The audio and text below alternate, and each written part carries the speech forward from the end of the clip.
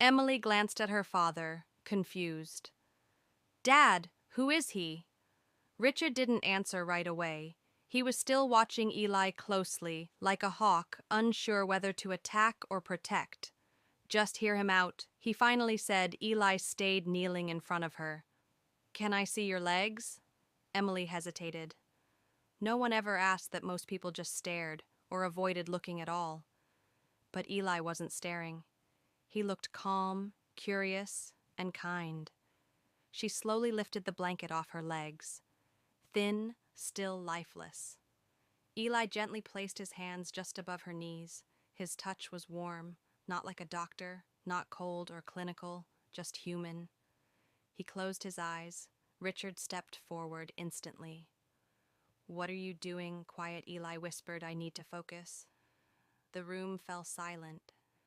The sound of the rain tapping on the windows was the only thing left. Even the guards, now standing just inside the doorway, said nothing. Eli's hands moved slowly down Emily's legs, his fingers tracing paths as if following invisible lines. He whispered words no one could understand. His breath deepened. His back straightened. Emily blinked. She felt something like a pulse. Not painful, not strange. Just a soft warmth moving through her legs, as if something deep inside was waking up. She gasped. Richard stepped forward. Emily, what is it? I felt something. Her eyes filled with tears. It was like a tingle. I've never felt that before. Eli opened his eyes and smiled gently. It's starting. Richard's face tightened. What do you mean? Starting. You said you could fix her. I said I could help her walk. That doesn't mean she stands up in 1 second. Her body's asleep. I have to wake it, slowly. Is this real? Richard asked. Or are you just giving her false hope? I don't play with hope, Eli said. Not when it's all someone has. He turned back to Emily. I'll need to come back, every day, for a week. If she's ready to walk, you'll see it before the 7th day. Emily looked at her dad, eyes wide. Can he? Richard hesitated. Everything inside him screamed no, but the spark in his daughter's voice, the warmth in her legs. Fine, he said slowly. 1 week, Eli nodded, rising to his feet. That's all I need. The next morning, Eli returned to the mansion. This time the guards didn't stop him. Richard had given strict orders. No one interferes. Emily was waiting in the sunroom, dressed in soft blue pajamas, her hair braided neatly by her nurse. She looked both nervous and excited, a feeling she hadn't known in years. You came back, she said softly as Eli entered. I said I would, he replied, walking over to her. Are you ready? She nodded. Eli knelt again and placed his hands gently over her knees, just like before. The same warmth spread from his touch, only this time it was stronger, clearer. Emily gripped the sides of her wheelchair. She shut her eyes.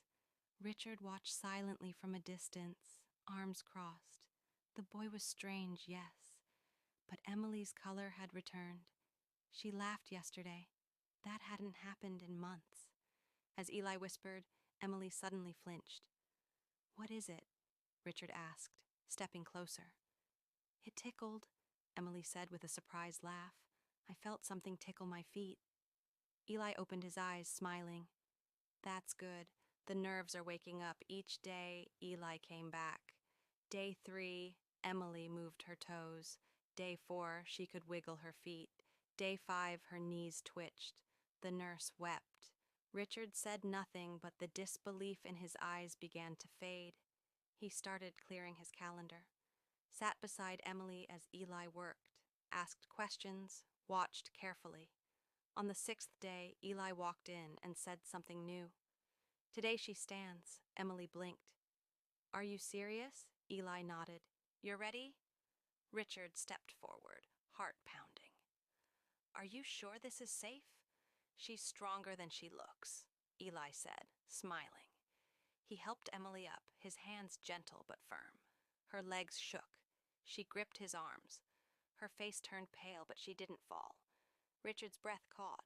She was standing, not perfectly, not steadily, but standing. Emily looked at her father, eyes wide. "Dad, I'm doing it." Richard dropped to his knees, covering his mouth with one hand. He couldn't speak. Eli steadied her. "Tomorrow," he said, "we walk." And for the first time in years, Richard Bennett believed in miracles. The sky over New York was gray and heavy with rain. Outside the towering glass building of the Bennett Corporation, a boy in ragged clothes stood on the sidewalk. His hair was messy, his feet bare, and his eyes. They held something strange. Not fear, not hunger, but purpose. Inside, Richard Bennett, the billionaire CEO, stood in front of his office window, sipping espresso.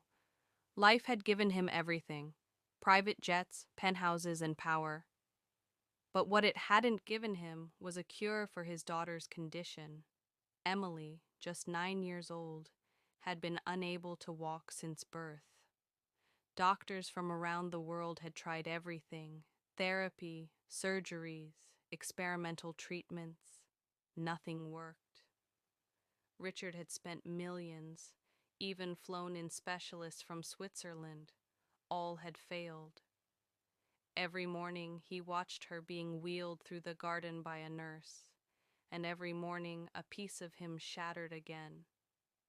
That afternoon, as Richard left the building with his guards, the boy outside suddenly stepped in front of him. One of the bodyguards moved to shove him away, but the boy raised a hand, "Sir." The beggar boy said, his voice calm, "I can make your daughter walk again." Time stopped. Richard turned sharply. His bodyguards reached for the boy, but Richard held up a hand. "What did you just say?" he asked, his voice low and tense. "I can help your daughter," the boy repeated, his eyes unwavering. "I'm not asking for money. I just need a chance." A tense silence followed. The guards looked at each other, unsure. People on the sidewalk stared. Richard narrowed his eyes. "How do you even know about my daughter?" he asked. "I've seen her. In the papers, in the interviews. I know her legs don't move. But I can fix that." Richard stared at the boy. He looked no older than 10. Dirt smudged his cheeks, but he spoke with the calm confidence of a man who knew things no child should. And just for a second, Richard felt something he hadn't felt in years: hope. The city moved around them, cars honked, people rushed, rain started to fall, but Richard couldn't pull his eyes away from the boy. "You're just a street kid," Richard said slowly, watching every twitch of the boy's face. "And you expect me to believe you can do what world-class doctors couldn't." "I'm not asking you to believe," the boy replied. "I'm asking you to let me try." One of the guards stepped forward. "Mr. Bennett, let's get you inside." "This is nonsense, quiet," Richard said, eyes still locked on the boy. "What's your name, Eli?" the boy answered. "And where did you learn fix things like this?" Eli hesitated. "My grandmother was a healer. Before she passed, she taught me things most people don't believe in, things that work." Richard folded his arms. Magic Eli shook his head. "Not magic, energy, touch, breath, belief. Some call it nonsense. But if your daughter walks, does it matter what it's called?" It was absurd. A barefoot boy on the street claiming he could heal Emily. But what if he wasn't lying? Richard glanced at the black SUV waiting by the curb. He thought of Emily, her pale legs, her bright smile hiding so much sadness. Finally he spoke. "Get in," the guards objected instantly. "Sir, you can't bring this kid home? He could be dangerous," I said. "Get in." Richard repeated firmly. Eli climbed into the back seat without a word, water dripping from his torn clothes onto the leather seats. As the car pulled away from the curb, Richard stared at the boy beside him. "You try anything strange," he warned, "and you'll disappear. Understand?" Eli simply nodded. "All I want is to help." They drove in silence to Richard's estate, just outside the city, a vast mansion surrounded by forest and stone gates. Inside, marble floors gleamed and quiet echoed through the halls. In the living room, Emily sat in her wheelchair, reading a book. She looked up, surprised, as her father entered with a soaked, dirty boy following behind Emily. Richard said, voice tight, "This is Eli. He says he wants to help you walk." Emily blinked. "You're joking." But Eli stepped forward and knelt in front of her. "I'm not